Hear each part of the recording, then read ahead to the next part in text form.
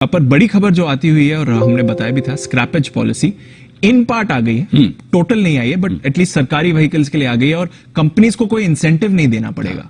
तो इसको कैसे देखें सर? दीप, दो चीजें हैं इसमें। पहली चीज तो ये स्क्रैपेज पॉलिसी क्या है, क्यों आ रही है, ये थोड़ा सा दर्शकों को समझ लेना चाहिए। बेसिकली सरकार का इरादा ये है कि जितनी भी पुरानी गाड़ियां हैं, चाहे वो सरकारी गाड़ियां हो, चाहे आपकी हमारी गाड़ियां हों, चाहे वो ट्रक्स हों और कमर्शियल व्हीकल्स हो, चाहे पैसेंजर कार्स हों या दूसरी गाड़ियां हों, ये एक समय के बाद सड़क से हट जानी चाहिए। जी। क्यों? क्योंकि इससे पोल्यूशन बहुत फैलता है। जी। तो वो पोल्यूशन कंट्रोल में आए, इसके लिए वो गाड़ियां हटाना चाहते हैं। सबसे प्राइमरी ऑब्जेक्टिव ये है। जी। अब ऑटो कंपनी इसमें अपना एक बिजनेस देख रही है कि अगर पुरानी गाड़ियां हटने का सिलसिला कंपल्सरी हो जाए या पुरानी गाड़ियां अगर आप चलाते हैं तो उस पर इतना टैक्स लगाया जाए कि आपको लगे नई गाड़ी ले लें। जी। राइट, तो हमारे लिए बड़ी फायदे की बात होगी और इसको ध्यान में रखते हुए पॉलिसी बन रही है। कैसे? एक और, यहाँ कोई आदमी नई गाड़ी खरीदे तो उसे इंसेंटिव मिले जी कि मैं पोल्यूशन वाली पुरानी वाली गाड़ी बेचकर मैं नई कम पोल्यूशन वाली या बिना पोल्यूशन वाली गाड़ी खरीदूं तो मुझे इंसेंटिव मिलना चाहिए। जी। करेक्ट। और ऑटो कंपनियों के लिए भी अच्छा है कि उन्हें गाड़ियां ज्यादा बिकेगी, सरकार के लिए अच्छा है कि पोल्यूशन कंट्रोल में होगा और ऑटो सेक्टर चलता है तो देखो ग्रोथ आती है। ये सारी विन विन सिचुएशन है सर। अब कल क्या हुआ, आई मीन वीकेंड पर क्या हुआ है? दो चीजें। पहला, सरकारी गाड़ियों की स्क्रैपेज पॉलिसी आ चुकी है। जी। दूसरा, प्राइवेट गाड़ियों के लिए डिस्कशन पेपर आया है। जी। राइट। तो पहले सरकारी गाड़ियों की पॉलिसी लाकर सरकार ने एक इरादा साफ कर दिया कि अब स्क्रैपेज पॉलिसी ज्यादा दूर नहीं। जो गडकरी साहब काफी लंबे समय से, उनका बस चलता तो साल भर पहले ही ले आते। जी। ये तो इधर उधर सारे डिपार्टमेंट में अटकी पड़ी है। करेक्ट। अदरवाइज वो तो बहुत ही स्ट्रांगली लाने के मूड में। तो पहली चीज तो भाई मैं सरकारी गाड़ियों पे तो कर ही रहा हूँ, इस पे तो मुझे किसी से नहीं पूछना। जी। तो वो कर दिया है, वो सरकार का विल पावर दिखा रही है। और हमने खबर भी की थी कि बजट में आ जाएगा या बजट के पहले आ जाएगा, तो एक तरह से हमारी खबर पर मोहर भी लगी। कम से कम सरकारी कंपनियों के लिए, सरकारी गाड़ियों के लिए तो आ गई।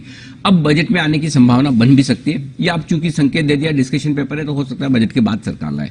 लेकिन अब इसमें है क्या, दो तरह की गाड़ियां हैं। कमर्शियल व्हीकल्स जो हैं, ट्रक्स वगैरह, अल्टीमेटली सबसे ज्यादा वो चलती है। बिल्कुल। और सबसे ज्यादा पोल्यूशन उनसे होता है।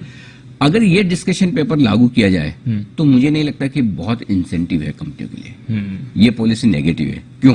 कि ऐसा आप फाइन नहीं लगा रहे, फाइन से मतलब ग्रीन टैक्स, पेनल्टी, वो नहीं लगा रहे कि मैं तुरंत ही भागकर नई गाड़ी खरीदूं। करेक्ट। तो वो एक बड़ी दिक्कत की बात है। और दूसरा, प्राइवेट व्हीकल्स के लिए 15 साल के बाद टैक्स है। 15 साल कौन गाड़ी चलाता है? 7-8 साल में तो कर ही देते हैं। वैसे हो जाती है। 15 साल के बाद तो आपकी गाड़ी जितना वजन है लोहे का, करेक्ट, उसी के भाव में बिकती है। बिल्कुल। तो आप वैसे स्क्रैपेज में लोहे के भाव में बेच दो। तो वो वाली चीज तो इसलिए। अच्छा, दूसरी चीज, जो कमर्शियल व्हीकल्स का तो समझ में आता है, लेकिन प्राइवेट व्हीकल्स के लिए सिर्फ आप एज से अगर ये करेंगे कि ये 10 साल या 15 साल पुरानी, इसलिए इसे स्क्रैपेज में डाल, फर्ज करें किसी के पास 2 गाड़ी है और 2 हाई एंड कार्स है। जी। और आजकल के हाई एंड कार्स लोग लेना ही इसलिए पसंद करते हैं कि लग्जरी के साथ साथ वो पोल्यूशन फ्री है। बिल्कुल। तो अगर कोई गाड़ी, किसी के पास एक मर्सिडीज है, किसी के पास एक समझिए क्रेटा है, वो क्रेटा ज्यादा चलाएगा, मर्सिडीज कभी कभी निकालेगा। ठीक है। तो आज वो मर्सिडीज अगर 10 साल में 25,000 किलोमीटर ही चली है फॉर एग्जाम्पल, करेक्ट, तो उस पर भी आप वही टैक्स लगाएंगे जो एक क्रेटा 50,000 5 साल में चल रही है। जी। तो फर्क है ना। तो मुझे लगता है थोड़ा और इस पर डिस्कशन होने की जरूरत है। फाइनल पॉलिसी क्या आएगी ये देखना होगा, लेकिन अभी तक की जो पॉलिसी है उसे देखकर मुझे, अगर मैं एक ऑटो कंपनी हूं तो मुझे कोई खुशी नहीं हो रही। तो ये जो तेजी हुई है ऑटो स्टॉक्स में, एंटिसिपेशन में, ये शायद थोड़ी ज्यादा हो चुकी है। ब्रेक लगना चाहिए। ब्रेक लगना चाहिए। ओके, ब्रेक लगना चाहिए। मुझे नहीं लग रहा कि, अच्छा, दूसरा एक इंसेंटिव वाली बात है। जी। तो इंसेंटिव कितना दिया जाए उस पर भी अभी क्लैरिटी नहीं है। तो जितना ज्यादा आप इंसेंटिव देंगे उतना ज्यादा। 3% की बात हो रही थी। मुझे नहीं लगता कि अगर इंसेंटिव पर चुपचाप ही, मुझे फिगर कुछ दिया नहीं है। हाँ। तो अब अगर आप डिस्कशन पेपर में कोई एक इंडिकेशन ही नहीं दे रहे कि इंसेंटिव कितना होना चाहिए, तो एज ए कंज्यूमर मुझे पता नहीं, एज ऑटो कंपनी उन्हें पता नहीं। अब फाइनली वो अल्टीमेटली सबसे बड़ा की ट्रिगर है वो इंसेंटिव पर है। आप नई गाड़ी खरीदने के लिए इंसेंटिव कितना देते हैं? एग्जैक्टली। एक नई गाड़ी नहीं खरीदने पर थप्पड़ कितनी मारते हैं? जी। पेनल्टी। जी। ये दोनों चीजों से डिसाइड होगी, बाकी कोई चीज। देखो हिंदुस्तान में कोई भी चीज करवानी हो ना, उसका एक ही तरीका है इम्प्लीमेंट करने का, टैक्स छूट। आज आप बताओ अगर एटीसी बंद कर दे जी तो कितने लोग 1.5-2 लाख रुपए भी बचाएंगे? नहीं करेंगे सर। तो हम है ना मतलब जहां टैक्स बचता है वही काम करते हैं। तो अगर आप टैक्स बचाने वाली पॉलिसी बनाएंगे, इंसेंटिव देने वाली पॉलिसी बनाएंगे तो स्क्रैपेज पॉलिसी सक्सेसफुल है, नहीं तो जो चल रहा है चली जाए। अब 1500-2000 रुपए अगर मुझे एडिशनल टैक्स भरना पड़े और मेरी गाड़ी चल रही है 10 साल 15 साल पुरानी है, तो चलाते रहेंगे लोग, क्या फर्क पड़ता है? वही बात है बोला इतना तो हम घिस लेंगे इसको। वैसा है। तो थोड़ा और इस पर हाँ, थोड़ा और विचार से अभी action तक की चाहिए। पॉलिसी से मुझे नहीं लगता ऑटो कंपनियों के लिए अच्छी नहीं ना। है बिल्कुल। तो आज थोड़ा इम्पैक्ट जो डिस्कशन पेपर है ये Understood. फाइनल नहीं है, लेकिन डिस्कशन पेपर से ऑटो कंपनियों को खुश होने की कोई जरूरत नहीं। समझे सर। तो थोड़ा एक फाइनल ड्राफ्ट जो आता है वहां पर नजर रखेंगे। अच्छा सर, आईपीओ मार्केट गरम एक्शन है और पहले दिन स्टोवक्राफ्ट पूरा हो गया और होम फर्स्ट जहां पे तो आपने कहा था अच्छे लिस्टिंग गेन आ सकते हैं, वहां पर तो हमने देखा सर 27 टाइम सब्सक्रिप्शन शेयर बंद हुआ।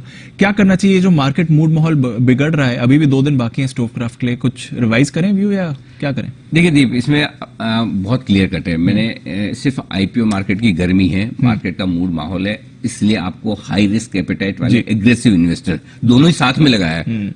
हाई रिस्क एपेटाइट वाले एग्रेसिव इन्वेस्टर सिर्फ लिस्टिंग गेन के लिए लगाए पैसा। तो अगर आपको थोड़ा भी मार्केट से डर लग रहा है, आप स्किप कर दीजिए, कौन सा फर्क पड़ता है? एक आईपीओ में पैसा नहीं लगाया, नहीं बनाया तो कौन सा फर्क पड़ता है? तो होगा, छोटा मोटा लिस्टिंग गेन हो जाएगा। लेकिन मैं फ्रेंकली बोलूं, जिस तरह का वैल्यूएशंस है, मुझे बहुत कंफर्ट इसलिए नहीं कि कुछ ज्यादा छोड़ा नहीं है इन्होंने। मार्केट का मूड माहौल अच्छा रहा, लिस्टिंग पे आपको थोड़ा पैसा बन जाएगा, नहीं रहा तो भाव के आसपास लिस्ट हो जाएगा, 385 रुपए का जो भी प्राइस है। तो इसलिए अगर आपको रिस्क नहीं लेनी है,